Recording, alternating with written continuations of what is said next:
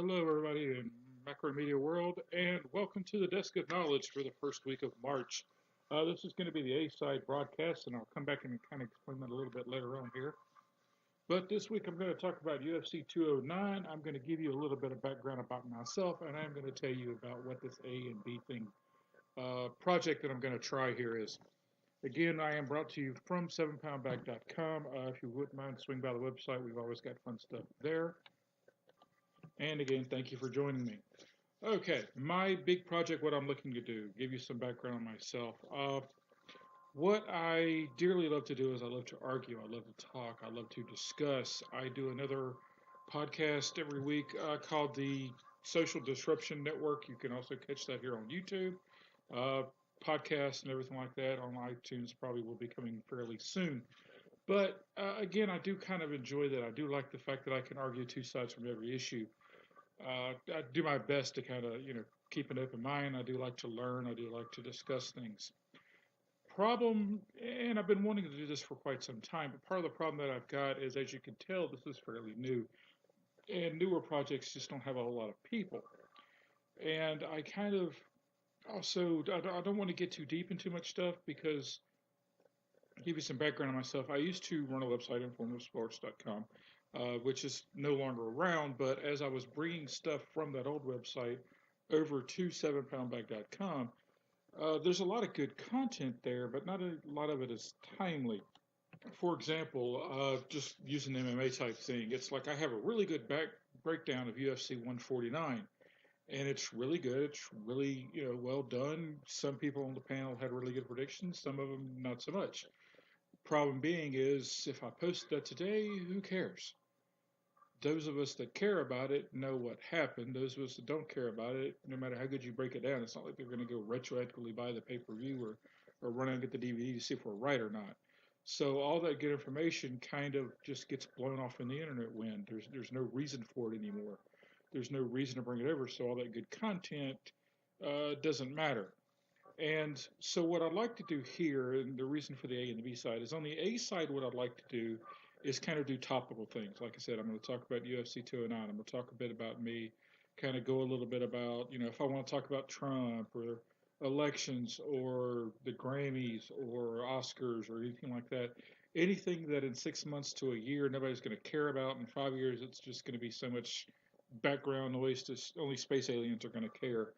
That's going to be your A side. That's, like I said, that is where it doesn't matter. If you happen to discover this 5 years from now, hello, I hope I'm still around doing this.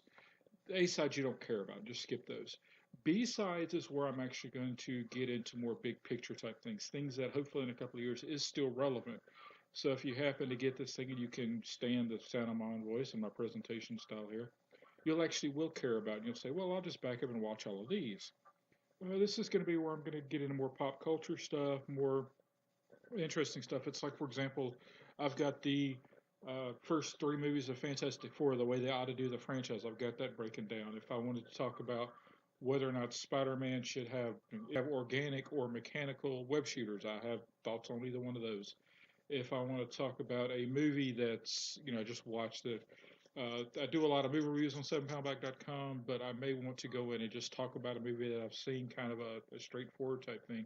Because I do have a few of these videos in there. They like Kung Fu Hustle and things like that. But that's where I'm going to kind of do more of a deep picture type thing. So if you ever want to go back and like I said, you're late coming to this channel, just go back and watch all the B stuff, the A stuff you won't care about.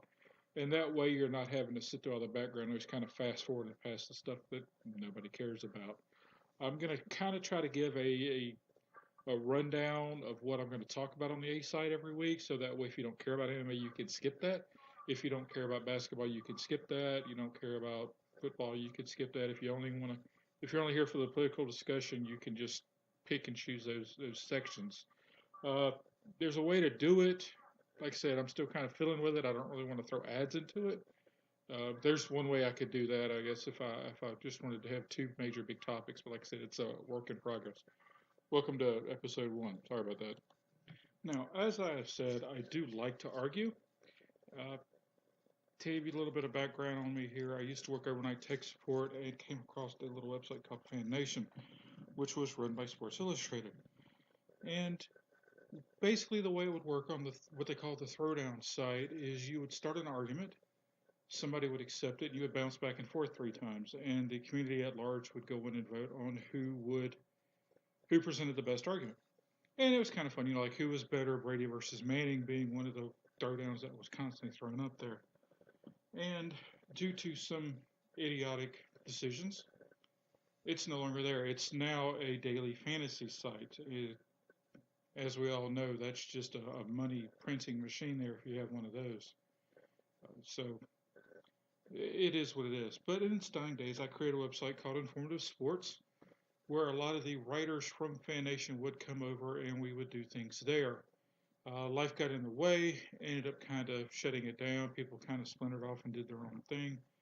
And life got a little bit better for me, so I created a new website, 7poundbag.com, where it's not just sports. We also do politics. We had movies. We do used to have somebody doing music. If you're interested in writing for music, always let me know.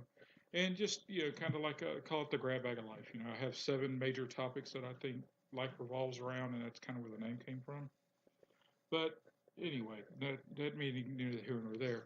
But I do like starting topics that I could argue. I do like starting topics I could go into. Not to throw too much dirt on myself, but I started more throwdowns than anybody else on Fannation. I had more wins than anybody else on Fannation by a wide margin.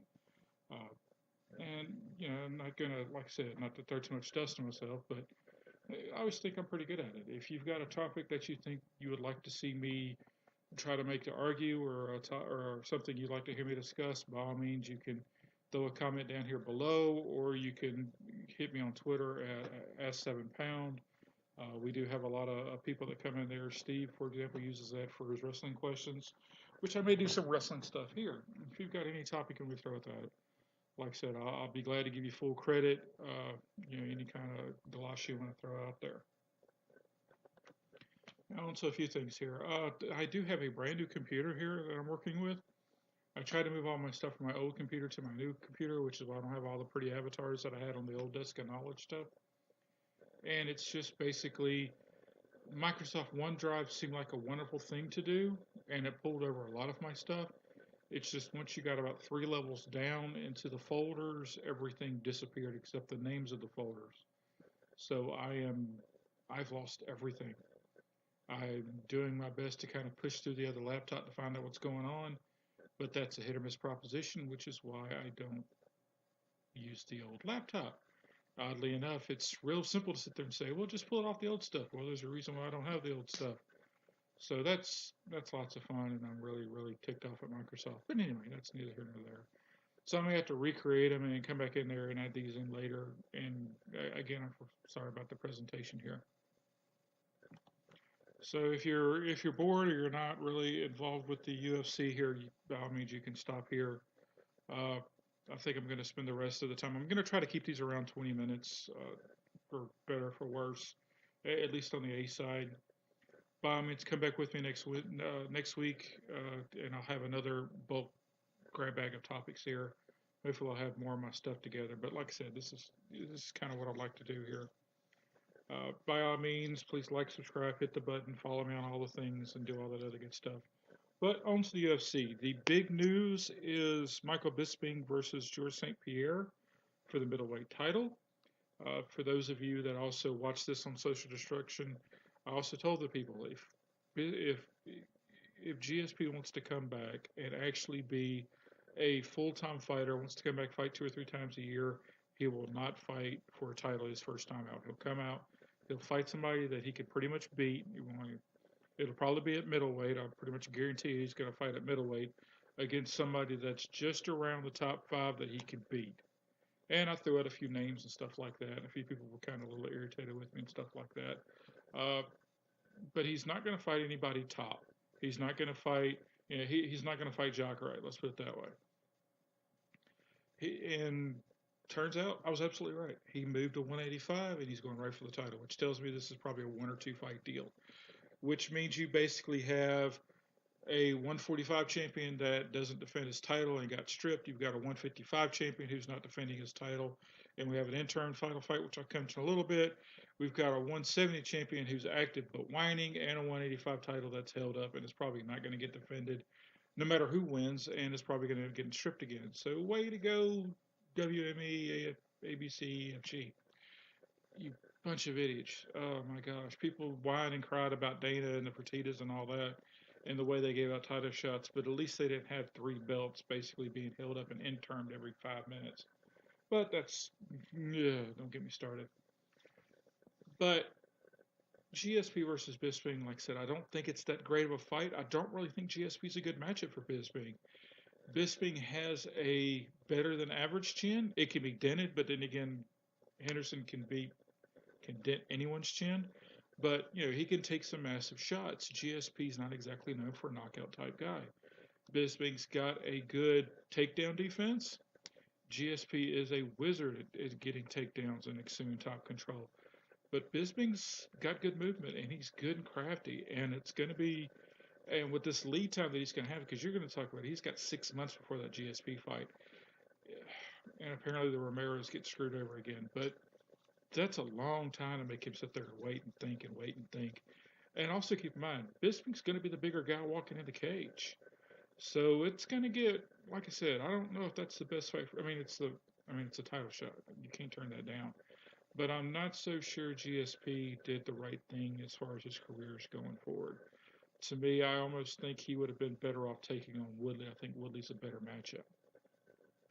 But let's get to my predictions at UFC 209. We did talk this a little bit last night at Social Disruption, and I'll put the link to that show in the comments, where Gil and the rest of us talked about it a little bit. But so if I repeat myself a little bit, I do apologize. There are only 4 fights on this card I care about. It is a very, very, very top heavy card. But the first fight that I want to talk about is Overeem versus Hunt. This, on the other side, we kind of got a little fussing about it. Me personally, I do like the fight. I do like seeing Mark Hunt. Alistair Overeem, I don't think he's a bum. I mean, he's ranked number 3. I mean, he beat Junior, which is always impressive. The problem you have with Overeem, it depends on who shows up. If Overeem shows up with capital O, he can beat anybody. If you don't have a strong takedown game and a strong wrestling game and good jiu-jitsu, he could beat you. The problem is he's 41-15. I guarantee you 10 of those losses are to guys that he should beat easily. Overeem has got all the tools. Overeem's got all the talent. He's got all the backing that he should have to have a much better record. The problem is between his ears. Sometimes he does not show up, and that is a major problem. Especially when you're fighting somebody like Mark Hunt. You don't show up on your A game, Mark Hunt's going to put you to sleep. You show up on your A game, you can beat Mark Hunt. That's the problem that you've got. Mark Hunt is a solid A- fighter, but he always brings that A- game to the cage. If you don't pay attention, you get sloppy, you get sleepy, Mark Hunt's going to make you go night-night. I almost always take Alistair Overeem in these type of fights just because, 80% chance he's going to show up and it's the capital Overeem. So I am taking Overeem. Would not surprise me if Hunt is. I wouldn't put any money on this fight, obviously, just because, again, you don't know if Overeem's going to show up. But I'm taking him. That's my official prediction. Sorry. Second fight I care about is Rashad Evans versus Dan Kelly. Rashad Evans, again, when he's Rashad, it's kind of similar to the last fight.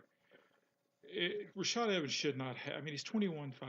He should not have 5 losses. The only guy that talent-wise he should have lost to is John Jones. There's no reason you could tell me that he shouldn't have been able to put Glover on his back and control him for that time. There's no reason to tell me he can't outbox Ryan Bader. You can't tell me that Little Knox should have been able to do anything to him. But yet he lost to all those guys. It's a major problem that Rashad has. He had a resume at one time to be one of the greatest of all time. But for some reason, he just, I don't know if it's outside the cage stuff. I don't know if he was just too much too soon. I don't know if it's, what was going on with him. But bottom line, he should, there's no reason with the guys that he's fought. If you, no offense to Ryan Bader, but if Ryan Bader beats you, you've got a problem. If Little Nog beats you, you got a problem. Especially if you're somebody that should have been a long time 205 title holder. Flip over to Dan Kelly. He's only got really one name under his belt, and nothing. No offense to Chris Kamasi, but it's not like he's really fought anybody. I mean, he's 12-1. He's also 39. He's also kind of wooden as he walks around. There's a lot of reasons why this is basically set up for Rashad Evans. I think Rashad's had so many problems lately that the UFC basically said, look, we're paying you. We need you to do something. We need to see if you're any good anymore, or is everything, with your injuries, and all your other issues. We need to see if we can get that behind you. We need to get you in the cage against somebody that if you no show, basically you fall asleep and don't show up to the arena, isn't going to sink a card, which is why he's where he's at on his card, and which is why he's fighting who he's fighting on his card. It's like, look, if you've got anything left that you can show with something Rashad, and maybe we'll give you Rockhold next time, or maybe we'll give you Bisping if he loses, or we'll give you somebody, else. Which I would not see Bisping Evans again because the first fight kind of irritated me. I thought Bisping won that fight, but anyway, that's neither here nor there. So Dan Kelly, like I said, he's not bad. He's a judo guy, but there is no reason whatsoever that Rashad Evans should lose this fight. Period. Bottom line, there is no reason whatsoever Rashad loses this fight. If he loses this fight, this is his last fight. He needs to retire because he is done. If he wins, it's going to be another discussion. Dan Kelly, again, like I said, if he was 29, it'd be something. Dude's 39. You've got a problem at 205 at 39. But like I said, I'm taking Rashad. But like I said, this is let's see if you got anything and if you can even get to the cage without hurting somebody else. Because if you put together, a Jacare versus Rashad Evans fight, and it's a co-headliner on Fox, and all of a sudden Rashad can't get his freaking license, then you've got a problem. This is just let's get him in the cage. Let's see if he can actually get something there and do something once he actually enters. So it's a sacrificial lamb. But if Dan Kelly happens to win, everybody eats their words, and you've got somebody else that's going to go from probably around the 17-20 range to middle 11 or 12 at middleweight, and you got another contender. Like I said, nothing wrong with being 12-1 in the and having what 6 fights in UFC. But like I said, that's neither here nor there. Now let's go to the best fight on the card, the one I can't wait to, the one we get the most argument with. You got Khabib versus Tony. These two guys, like I said, they are 20-1 combined in the UFC. That is stinking amazing. And the fact that Connor's not fighting either one of those and he's still doing this Floyd Mayweather crap is just amazing to me. Like I said, this should be. There's no reason this fight shouldn't have been on Big Fox, to be quite honest with you. But I think they did it just because they need to give these two guys something else to do. Khabib, of course, is 24-0. Tony Ferguson's 22-3. But like I said, you look at those records and it's just something. As far as breaking down the fight, Ferguson doesn't really wrestle. He's got a solid wrestling base. He's not bad on his back. He's not a master. He's going to have problems if Khabib gets on top of him. He's got a fairly good top game. He's got a fairly good clinch game, but he mostly uses that to stay on his feet and stay, keep his angles and everything like that. He's got a good takedown defense, and that's where Khabib's really going to have to do his work. Most impressive thing about Ferguson is his striking. Almost all the top lightweights have a very good striking game, if not a great striking game. But Ferguson makes most of them look like King Hippo and Mike Tyson's Punch Out. It's an amazing striking game, and if against somebody other than Khabib, it's really amazing what he can do. It's almost like a quicker version of Wonderboy. What Khabib's going to do is he takes away the kicks. You can't kick against Khabib because if you do, he's going to get near you and he's going to take you down. So Ferguson's going to have to really work his hands. He's going to have to work his jab. He's going to have to do a lot of stick and move. He's going to keep his back off the cage. So it's going to be really interesting if Ferguson can keep his distance, if he can get his timing down right, if he can catch Khabib a couple times coming in and make him not want to change anymore, it's going to be a fun little 25 minutes. And I think the only reason why this is an interim title fight is just in case Conor just for some reason stops showing up to work. But we also get 25 minutes of this because two guys this magnitude, this is why I think non-title main event should be 25 minutes. And again, this should be a main event on pretty much any of the card. Khabib, I think he's kind of more like a more modern GSP. He takes you down and keeps you there. Only difference is he doesn't hold you. He doesn't do the lay and pray. He beats the snot out of you while he's laying on you for 15 minutes. I do wonder about his gas tank compared to Ferguson because, I mean, Ferguson can basically do jump jacks for 25 minutes and not break a sweat. Not saying that Khabib's got a bad gas tank. It's just compared to that, anybody's got a bad gas tank, uh, unless you're on that level. You know, it's going to be interesting to see what he can do against it. The question is, and I really think what it comes down to is if Ferguson can pile enough points at the beginning of the rounds before Khabib takes him to the ground and holds him there until the bell sounds. Can Khabib do enough damage to make the judges forget about the good solid shots that Ferguson lands? Because it's going to come down to what judges are there and what are they looking at. Are they taking the 3 minutes of striking versus the 2 minutes of wrestling? Do they take, it's going to be real interesting to see how that ends up. I'm taking Ferguson. If you look at the odds, he's a heavier underdog than he should be, but I am taking Ferguson. Uh, like I told Gil, I'd love to put money on this fight, but obviously I have to get a loan from the wife to do that. But I am taking Ferguson. I think he takes it by judge's decision, probably a split decision, to be quite honest with you. And if we get a rematch of this, like I said, I really hope it's on Fox, just because I think either one of these two guys could really be built. Khabib with his hat and all that, and his attitude, I really do think he could be a marketable guy if pushed right. And I think Ferguson is a star in the making if the UFC can really do something with him and if he's allowed to do something. It would be really, really fun to do a USA versus Russia Ultimate Fighter if that was still the show it was. Like if you could put this back on like season 8 instead of season 48, it would be amazing to see these two guys coach against each other and then fight. But like I said, either one of these guys would be a great lightweight champion, and I hope this fight leads up to what it should be because that's going to be amazing. Our final fight of the evening is going to be Tyron Woodley against Wonderboy Thompson, Part 2. There is no reason Woodley should lose this fight. This fight's kind of odd. Thompson made Woodley fight his fight. Woodley let Thompson dictate the terms of the fight and then slowed it down to Woodley's pace. And it's a bit odd the way that worked out. Woodley is a extremely strong grappler and yet barely grapple. Wonderboy has a dynamic striking game with a lot of range, a lot of motion, a lot of movement, and Woodley took that away from him, but yet did it while he was standing. You look at the output that Thompson puts out as far as significant strikes versus what he did in this fight, and it's slowed to a crawl. Woodley has a monster gas tank and barely tapped into it.